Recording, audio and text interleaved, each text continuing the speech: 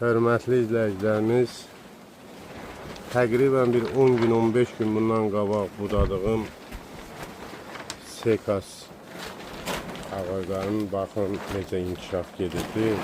Bəziləri çox sual verir ki, bəs bunu belə niyə budadınız? Bizdə parnikdə olduğuna görə inkişaf, yəni gördüyünüz əvvəlki videolara baxsaz görəcəksiniz də nə qədər bu hamısı bunlar təzə pöhrələrdir, yəni yarpaqlardır. Diqqət eləsəz əvvəlkilər, yəni mən orada çəkib qoymuşam. Bu formada inkişafdadır.